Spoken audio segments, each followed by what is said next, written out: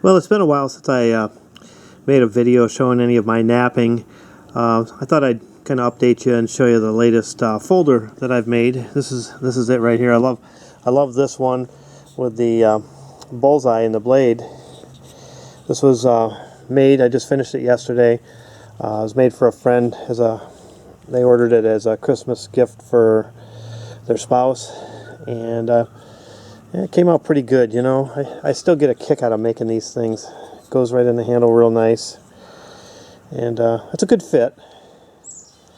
And I got a couple Onondaga blades here. Now these aren't my best work by any means. The Onondaga was challenging. I made a Perky Omen.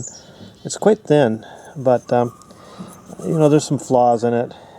If I found this, I'd be thrilled to death, so I'm not complaining too much. And then there's a big Susquehanna broad point here that I've made better, but it is Onondaga. I tended to want to terminate sometimes in little steps and hinges and things, but for the most part that thing come out okay. But another reason I'm making this video is I wanted to give a thank you to a couple very special tubers that have been very generous and sent me some wonderful things. And right here, I'm sure some of you will recognize these sort of things. Indian Trace has been really good to me, and he sent me interesting things. I really like this bunch of points right here, and especially this rhyolite one here. That's a beautiful point, and I like these because I like to study how they made them, maybe some of the problems they ran into, and some of the things that they accepted as finished because the stone only cooperates so far. This one here, I would say is 100% a knife, handle-mounted knife, because of the curved blade. Really interesting. You know, look at this wonderful scraping tool. You know, bifaces. That's a fabulous point there. And another big blade, and just kind of a sugary-looking quartz point. Look at these monsters here he sent. Boy, Indian Trace, you sure do find some nice stuff down your way.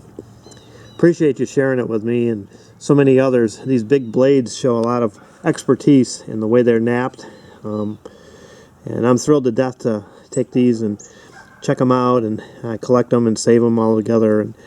And one of the other things he sent that surprised me is one of my favorite things is hammerstones. Now check this thing out. Look at this use wear. Now this is exactly the same hammerstone I would use myself as a napper. It's got a lot of good weight. You know, you can see that both ends were heavily utilized, and just a perfect stone for fit the hand. You know, when you hold this, it's real easy to use this in the way that I hold a hammerstone, with my thumb on one side and my fingers spread out along the other side, and you can turn it and get good use this way also. So there's a lot of things you can read in the stone, and I want to thank Indian Trace for that. But here, look at this thing here.